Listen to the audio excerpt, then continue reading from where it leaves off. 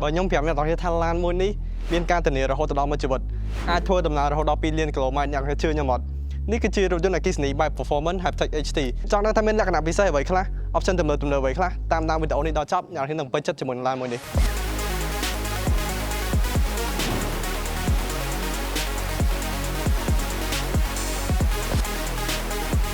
ការ design របស់ឡានមួយនេះមានរូបរាងស្រស់ស្អាតបែបអនាគតកាលហើយនៅក្នុងកណ្ដាលនេះគឺមាន logo របស់ Haptech ហើយខាងក្រោមមានកាមេរ៉ា sensor 4 គ្រាប់ជាមួយនឹង radar សុវត្ថិភាពហើយខាងលើនោះ sensor ទៅដាក់ទឹកភ្លៀងជង្គៀងមុខ LED design បែប crystal អ្នកនរអាចមើលដូចដាំគ្រាប់ពេជ្រនៅក្នុងហ្នឹងបងមិនត្រឹមតែស្អាតទេអ្នកនរគ្នាប៉ុន្តែទំនើបទៀតបំពាក់ជាមួយនឹង daytime running light ហើយប្រព័ន្ធតម្លើងតម្លាក់ phare auto ទៀត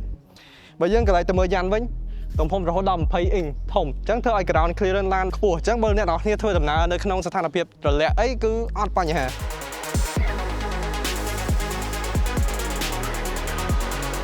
បើយើងកន្លែងមើលខាងក្រោយវិញអ្វីដែលខ្ញុំចាប់អារម្មណ៍ជាងគេគឺការដាំជាមួយនឹងត្បូងពេជ្រនៅក្នុងស្តុបខាងក្រោយដែរអញ្ចឹងមើលទៅស្អាតបង្ហាញពីផលិតភាពនៃឡានមួយនេះហើយខាងកណ្ដាលក៏យើងមាន logo Haptech ខាងក្រោមនេះយើងមានកាមេរ៉ាសុវត្ថិភាពមួយគ្រាប់ sensor 4 គ្រាប់អមជាមួយនឹង radar ខាងក្រោយមួយគ្រាប់អូខេឥឡូវយើងមកមើលការ decor ខាងក្នុងវិញម្ដង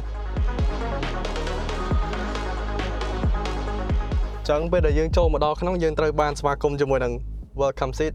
ហើយដល់នេះកន្លែងមើលការ decor ខាងក្នុងគឺ by first class តែម្ដងចង្កូតតាប៉ាឡូអីគឺបំពាក់ជាមួយនឹងស្បែក Nappa ប៉និតដបកម្មញ្ញដូច supercar អញ្ចឹងហើយបើយើងកន្លែងមើលកៅអីវិញគឺរចនាបថបែបអោបយើងទន់ស្រួលហើយមានប្រព័ន្ធ massage រហូតដល់10ចំណុចទៀតជាមួយនឹង ventilation seatចឹងពេលដល់គ្នាធ្វើដំណើរផ្លូវឆ្ងាយគឺមានផាសុខភាពមែនតើជាពិសេសជាមួយនឹង passenger seat យើងមានកន្លែងដាក់កល់ជើងហើយ driver seat យើងមានប្រព័ន្ធ lumbar support ចឹងវាជួយកល់ខ្នងយើងពេលដែលយើងធ្វើដំណើរផ្លូវឆ្ងាយគឺអត់រោចកេះទេហើយនៅកណ្ដាលនេះគឺយើងមានកន្លែងសាកទូរស័ព្ទកម្លាំងរហូតដល់50វ៉ាត់ហើយអ្នកគ្នាអាចមើលទៅគឺអត់មានប៊ូតុងអីញ៉ៃទេគឺប្រព័ន្ធមុខងារទាំងអស់គឺត្រូវបានបង្កប់ជាមួយនៅក្នុងinfotainment screen នេះដែលមានទំហំរហូតដល់ 14.6 អ៊ីងអញ្ចឹងធំជាង iPad ទៀតអ្នកនរគ្នានៅក្នុងនេះយើងអាចបញ្ជាបានទៅលើមុខងារយ៉ាងច្រើនមែនតើដូចជាការបើកទ្វារការបើកកញ្ចក់អីចឹងណាហើយបើយើងចុចទៅកន្លែង P នេះគឺយើងបានកាមេរ៉ាសុវត្ថិភាព360ដែលមាន 3D ក៏បាន 2D ក៏បានហើយមុខងារទាំងអស់នេះយើងមិនត្រឹមតែអាចបញ្ជាបានទៅលើ screen នេះទេគឺយើងអាចបញ្ជាបានដោយសំឡេងទៀត Hello baby I'm here Open the window Okay opening លយអត់អ្នកនរគ្នា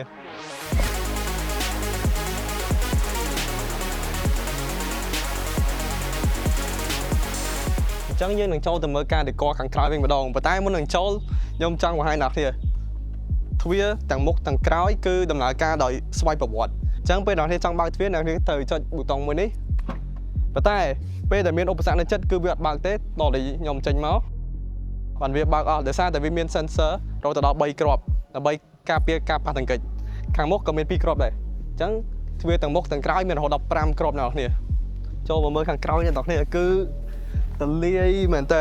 ស្បែកពុកនេះក៏ Nappa leather ដែរស្អាតមែនតើហើយទន់ទៀតដូចសាឡុងអញ្ចឹងហើយកៅអីនេះអាចបត់បានលើសពីឡានធម្មតាទៀតវ៉ូបានឆ្ងាយមែនតើនៅកន្លែងនេះយើងមានតុសម្រាប់ការធ្វើការឬការហូបចុកអីចឹងណាអ្នកនរគ្នាហើយខាងក្រោមនេះគឺយើងមានកន្លែងកល់ជើងដែលនៅក្នុងខាងមុខនេះគឺមានមុខងារមួយដែលហៅថា Rear Exclusive Mode ដែលយើងចុចទៅវានឹងបត់កៅអីខាង passenger ទៅមុខងាយស្រួលសម្រាប់អ្នកធ្វើដំណើរសម្រាប់ពេលដែលធ្វើដំណើរផ្លូវឆ្ងាយ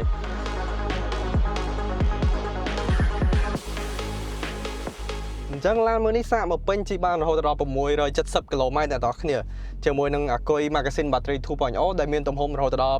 83.3 គីឡូវ៉ាត់ម៉ោងអាគុយនេះទទួលកម្លាំងសាររហូតដល់280គីឡូវ៉ាត់ដែលអញ្ចឹងយើងមានន័យថាយើងសារពី0ទៅ100ចំណាយពេលត្រឹមតែ20នាទីទេហើយអាគុយមួយនេះមានការធានារហូតដល់1ជីវិតអ្នកនរគ្នា